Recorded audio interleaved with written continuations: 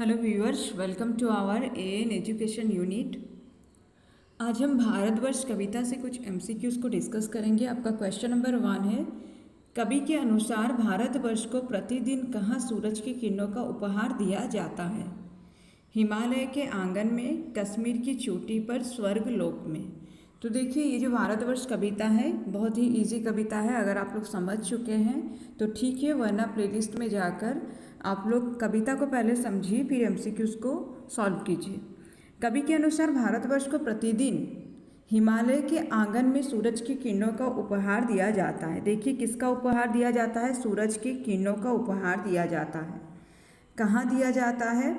हिमालय के आंगन में। ठीक है, कवि के अनुसार भारतवर्ष को हिमालय के आंगन में सूरज की किरणों का उपहार दिया जाता है। ठीक है, ऐसा कवि का कहना है कि भारतवर्ष को प्रतिदिन हिमालय के आंगन में सूरज की किरणों का उपहार दिया जाता है। क्वेश्चन नंबर 2, उषा भारत को देश का उपहार देकर अभिनंदन करती है। सूर्य के किरणों का, चांद की शीतलता का, अमूल्य रत्न का। तो देखिए, यहाँ उषा के बारे में बोला गया है, काफ़ी इंपॉर्टेंट है, ये याद रखिए। उषा भारत को सूर्य के किरणों का उपहार देकर अभिनंदन करती है।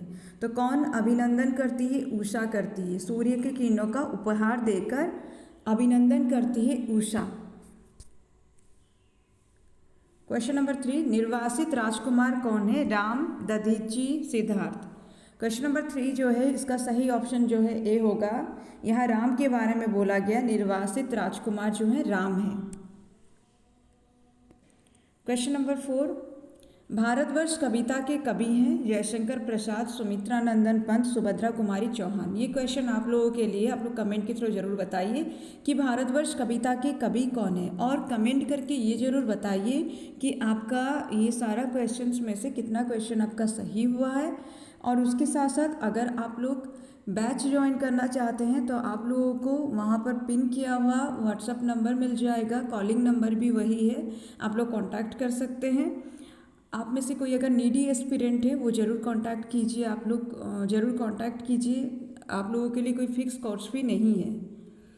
और देखिए, कहीं से भी आप लोग पढ़ रहे हैं, कहीं से भी पढ़िए, कोई बात नहीं, लेकिन पढ़ते रहिए, क्योंकि एग्ज़ाम हमारा, हर एग्ज़ाम का ये इसी तरह से ही एग्ज़ाम कंडक्ट हुआ है कि कुछ दिन पहले तक किसी को पता नहीं होगा कि एग्ज़ाम होगा या नहीं होगा, और इसी के चक्कर में बच्चे क्या करते हैं, पढ़ना बंद कर देते हैं।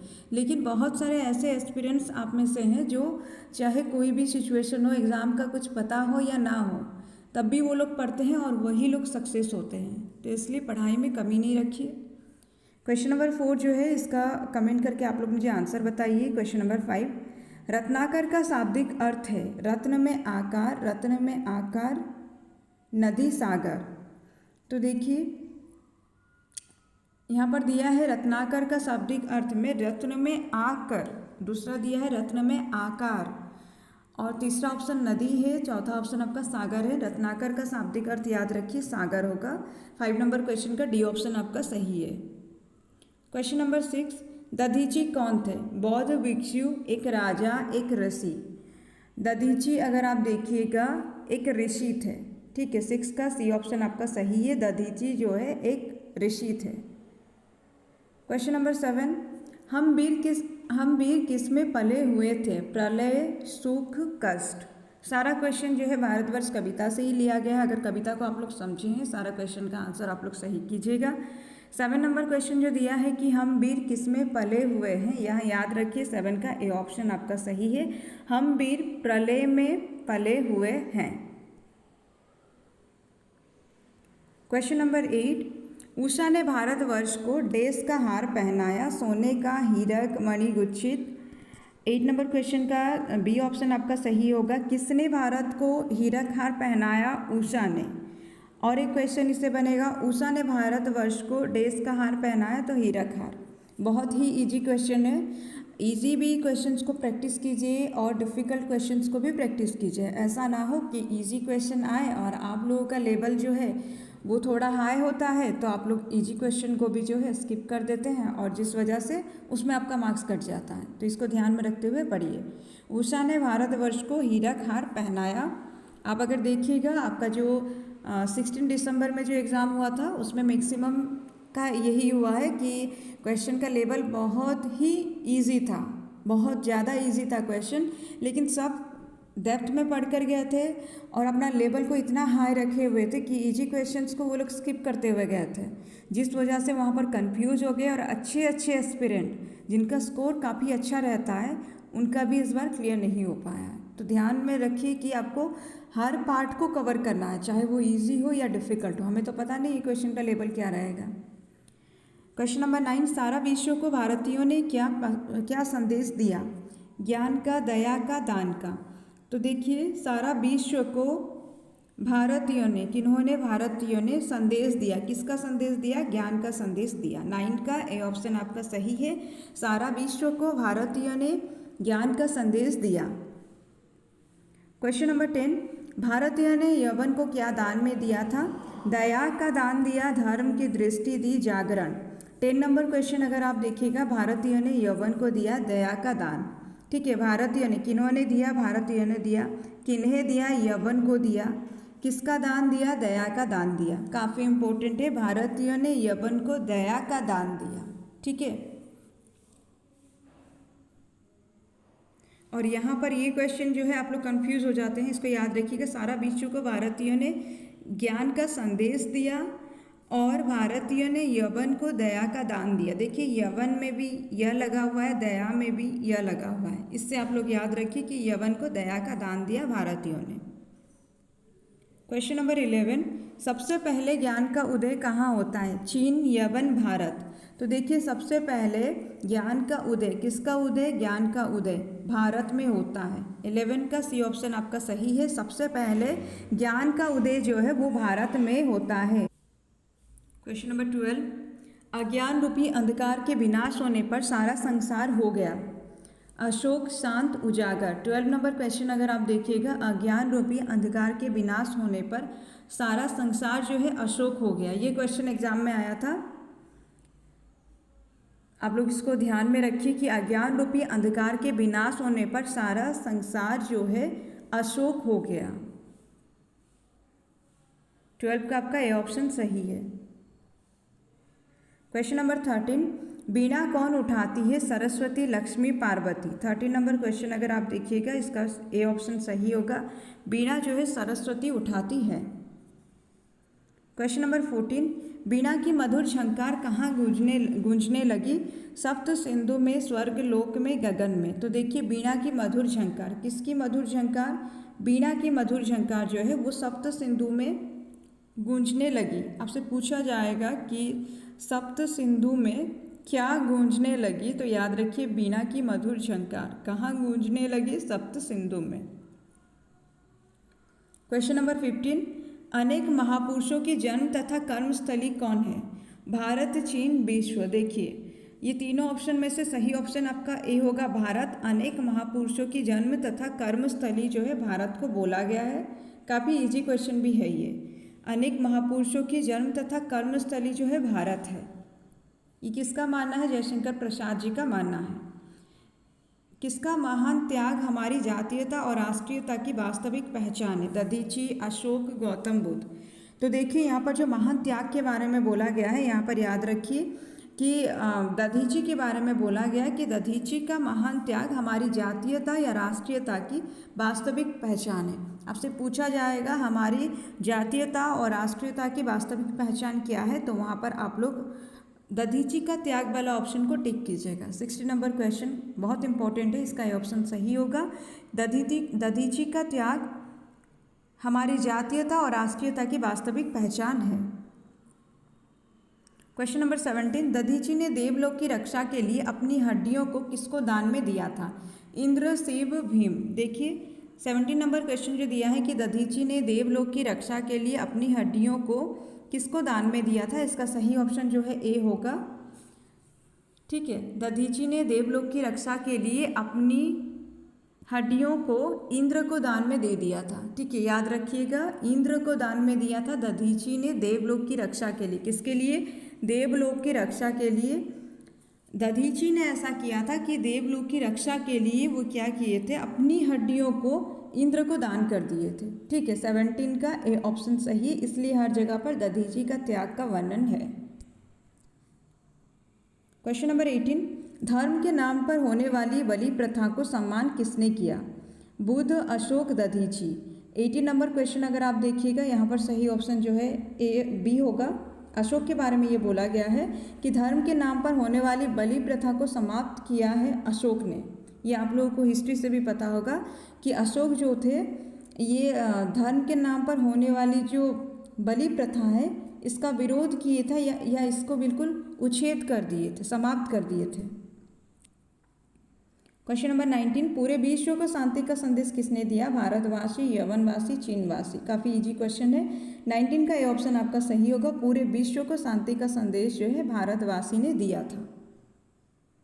क्वेश्चन नंबर 20, भारतवासियों ने बर्मा को डैश दिया? समृद्धि, स्वास्थ्य, दया। 20 नंबर क्वेश्चन काफ़ी इंपॉर्टेंट है। भारतवासियों ने बर्मा को समृद्धि दिया।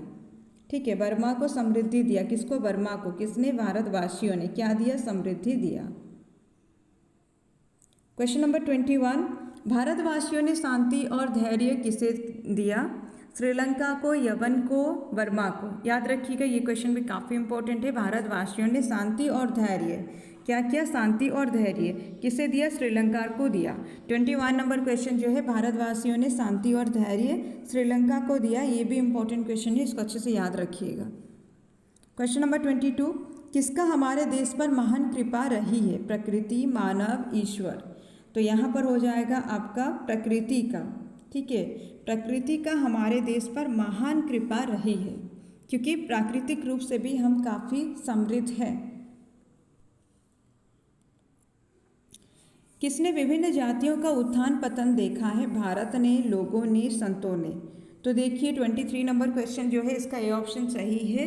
भारत ने विभिन्न जातियों का उत्थान पतन देखा है, मतलब बहुत सारा नया जाति बना है तो कुछ जाति टूटा भी है। ठीक है, तो ये भारत ने विभिन्न जातियों का उत्थान पतन देखा है।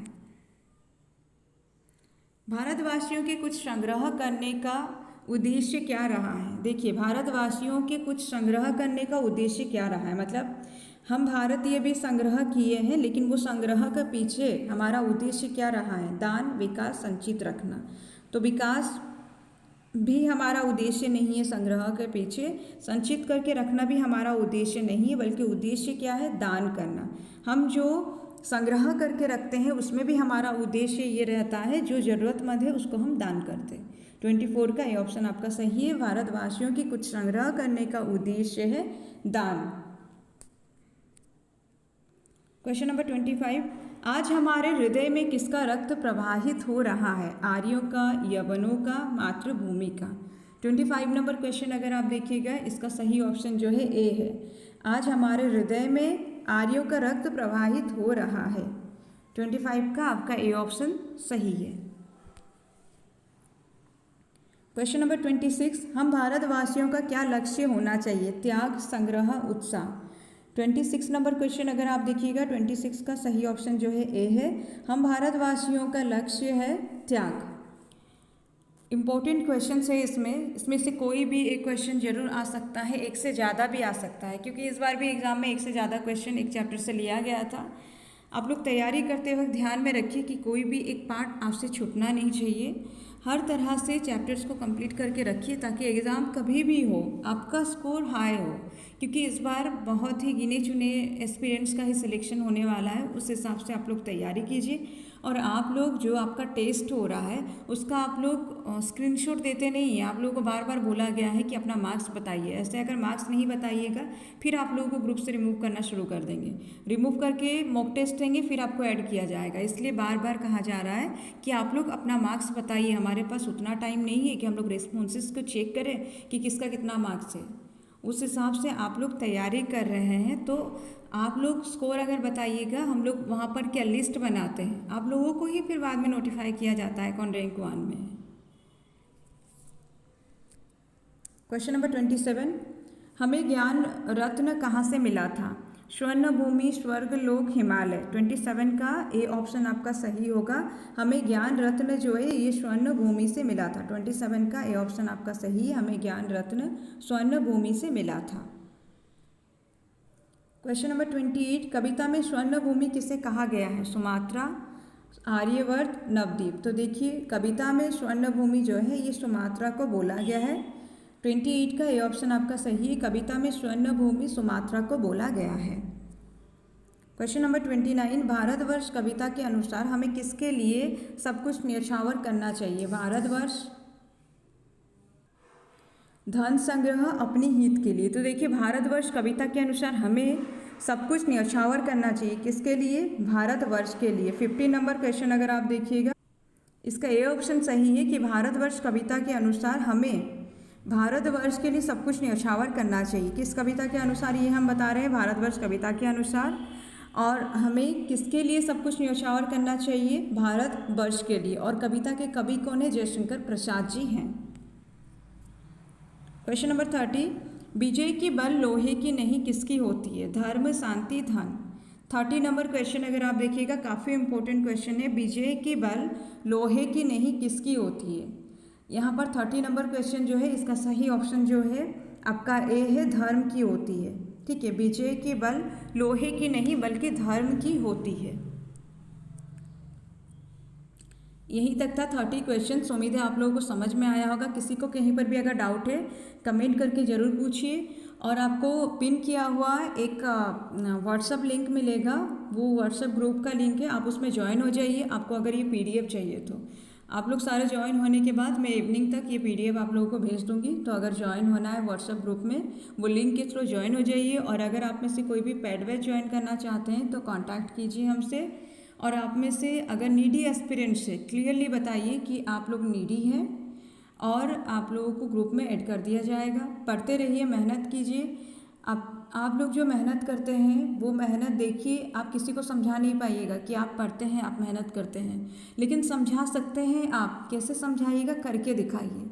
इतना मेहनत कर लीजिए कि रिजल्ट जब पब्लिश हो ना, मेरिट लिस्ट में आपका भी नाम हो, फिर सबको पता चल जाएगा आप लोग कितना मेहनत करते हैं। क्योंकि अभी ऐसा टाइम है बहुत सारे लोगों को आपका मेहनत नज़र नहीं आता होगा। आप चाहते होंगे कि आप पढ़ें लेकिन आपको टाइम नहीं मिल रहा होगा, और सब आपको टाइम भी नहीं दे रहे होंगे। हर कोई आपको टाइम देगा भी नहीं कि जाकर पढ़ाई कर लो। आपको ही मैनेज करके पढ़ना है। पढ़िए, मेहनत कीजिए, सबको करके दिखाइए कि आप सक्सेस हो चुके हैं और आप में भी कुछ क्वालिटीज़ है जिस वजह से आप सक्सेस हो सकते हैं।